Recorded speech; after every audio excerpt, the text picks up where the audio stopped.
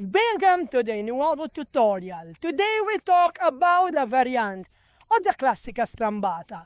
We talk about the race jibe and we do it in 4 steps.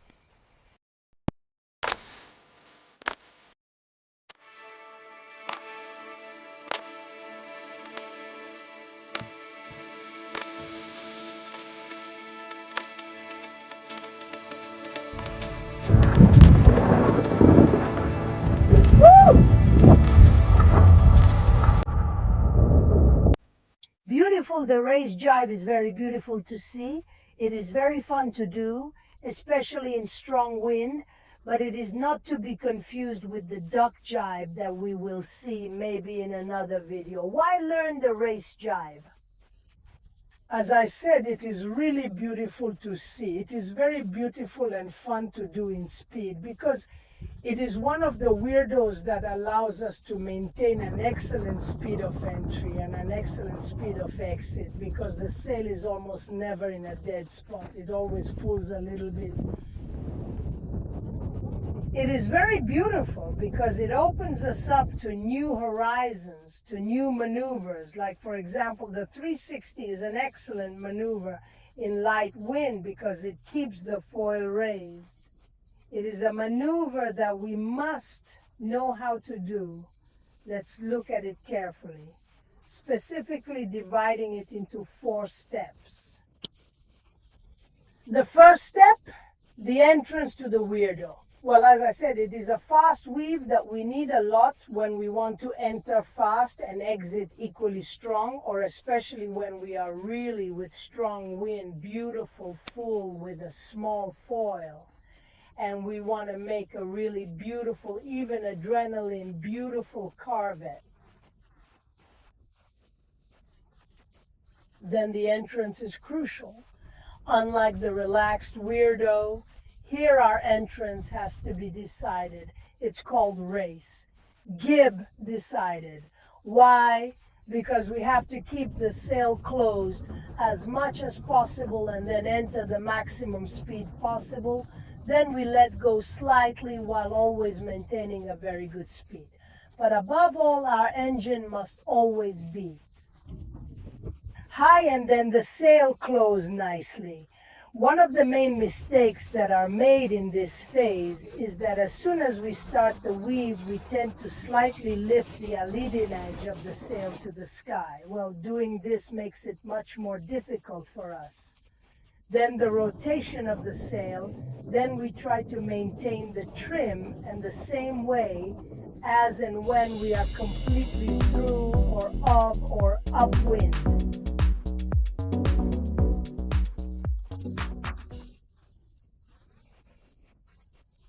Instead, we try to focus a lot on the curve of our foil because that's where the fun is, a bit like a curve in MotoGP. We have to try to bend because we are going fast. So let's concentrate well on our legs. Let's find a good spot. Where to stray? We keep the sail closed. Start bending tips for carvate initiation while keeping the sail closed tightly on the foil.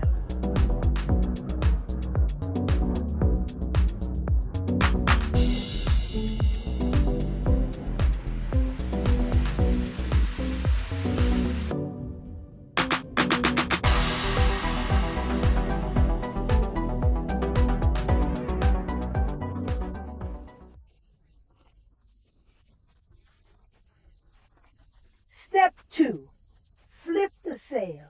Here we enter the heart of the maneuver.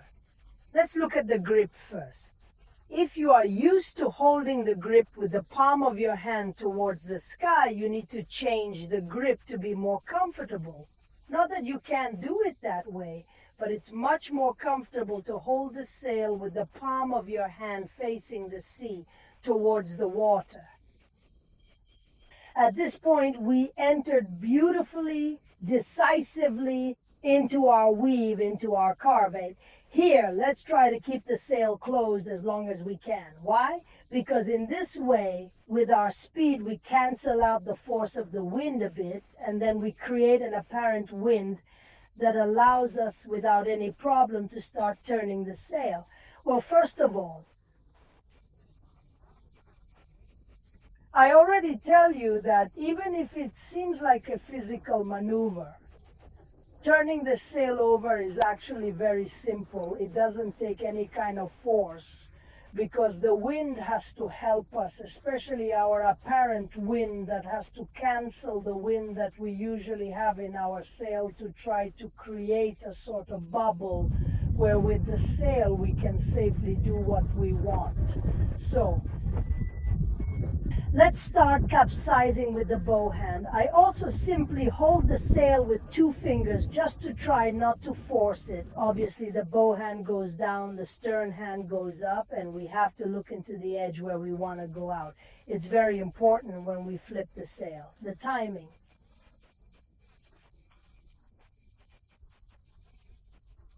Timing is key in the jibe race. Why? Because it is a maneuver that is done at the speed of the wind. So if we turn the sail too fast, too soon, we'll just get pulled into the water. We'll go behind our sail. Then it'll hit the tips in the water and we'll fall the same way if we do it too slowly.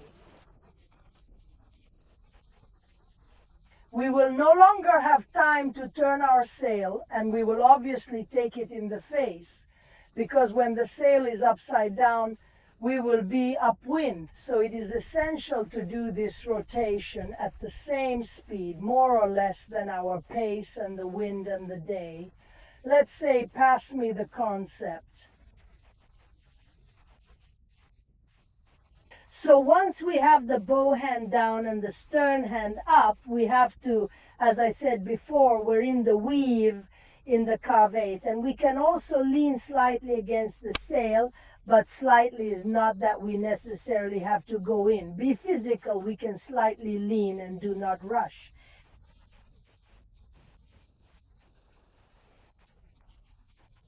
Turn the sail upside down, because then we will go to the 3rd step and talk about it. But when we have to flip the sail, we have to flip the sail. When our gate is almost in the stern gate, that is when we have almost the wind aft, because in this way we totally cancel the forces inside the sail.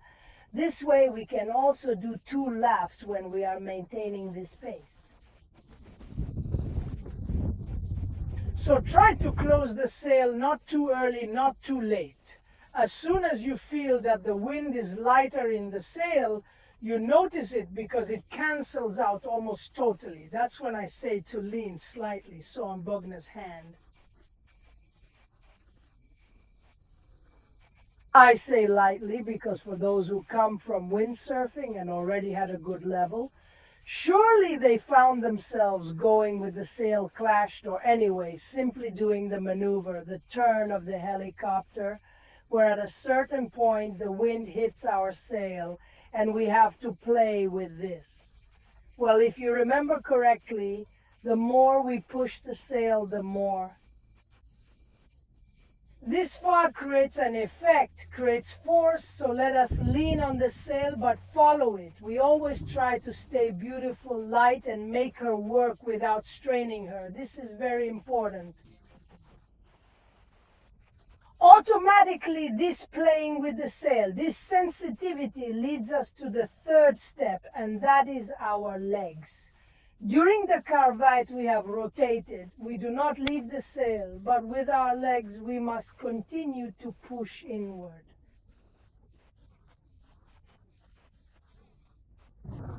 So towards the direction of our weave on the tips, because it is at this moment that the sail continues to give us a pull, a motor that allows us to get out then fast as soon as we turn the sail over. But we have to create and maintain a certain pressure between our legs, our body, our foil, and the pressure created by the sail. So it is important to keep pushing with the tips and maybe even do a bit of stern or Gran Lasco always with the sail upside down. You will notice that this will push you, and when you want, we go to the 4th step, which is to turn the sail over again. You can say in the 4th step that we decide a little ourselves. When turning over the sail, obviously we will just indulge her slightly, and she alone in this position will tend to rise. So what should we do right now? We simply have to follow the sail that wants to go up with the bow hand that is down. We accompany the sail upwards simply by raising the arm.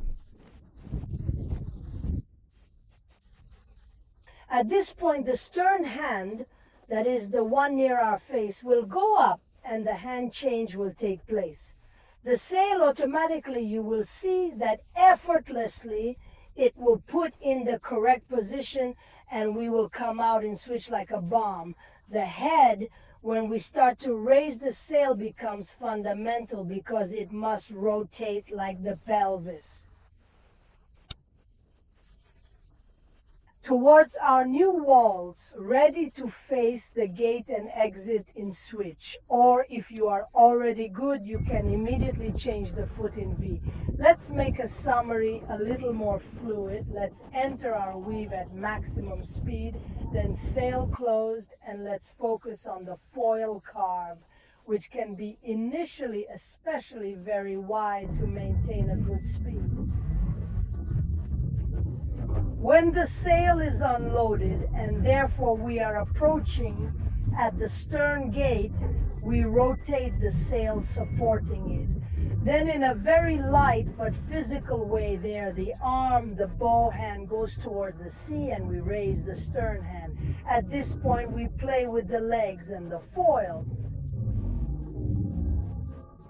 And we always do a knee bend, push on the toes, and always try to maintain a good speed.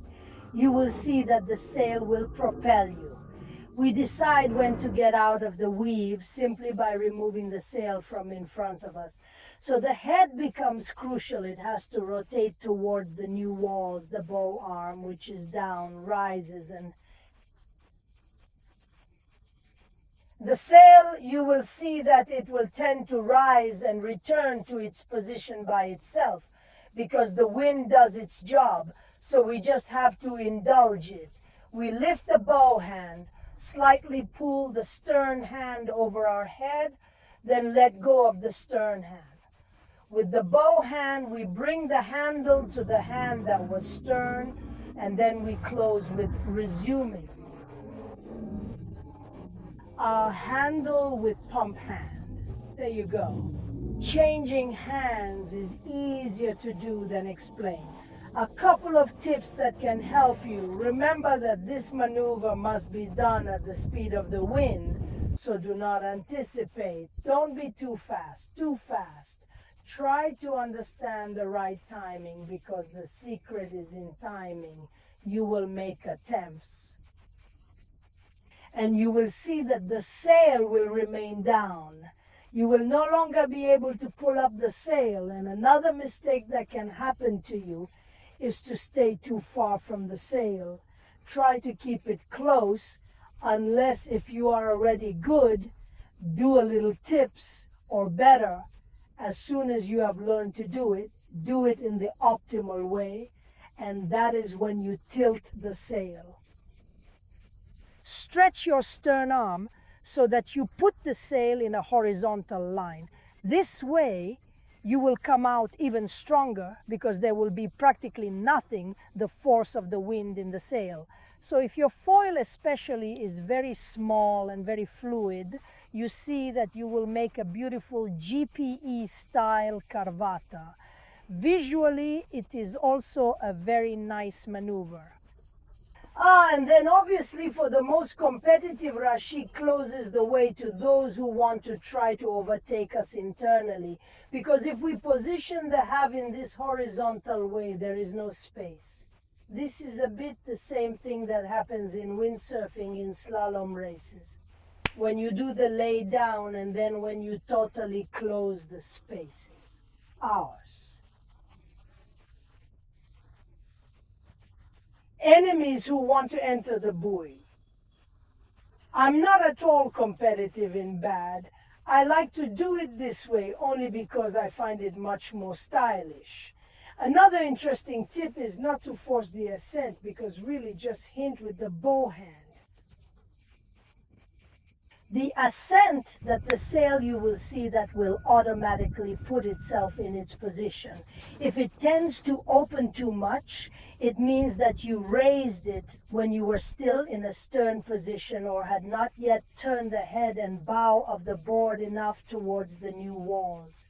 But if you do something well done, the timing is precise, you will see that you will find it in your hands, perfectly in the correct position, almost by itself. I hope this video can be useful to you.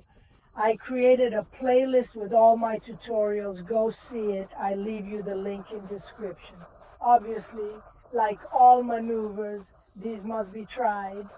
You have to swallow a pill of courage and go tilt this sail, turn this sail. It is useful to do the exercise on the ground, like I showed you. But it is essential that while you do this exercise, you walk and simulate everything the weave. Because otherwise, with the wind, as soon as you turn the sail, it falls and it will not be at all preparatory. So I invite you just to walk, to make the whole weave with all the various steps of the sail. This way, you will know where your timing is wrong. Subscribe to the channel. If you want to access my onboard tutorials, soon there will also be the onboard tutorial of this race jibe. Otherwise, subscribe to the channel, leave me a like. See you at sea, guys. Stay wet. Il wing foil è pura libertà, è connessione con la natura, è adrenalina e leggerezza. Con questa serie vogliamo portarti dentro questo mondo, fatto di vento, onde e passioni. Storie, esperienze, consigli e tanto entusiasmo per chi ama volare sull'acqua. Io sono Nicola. E io sono Gabriel. E questo è Wings of Freedom, il primo podcast italiano dedicato al wing foil.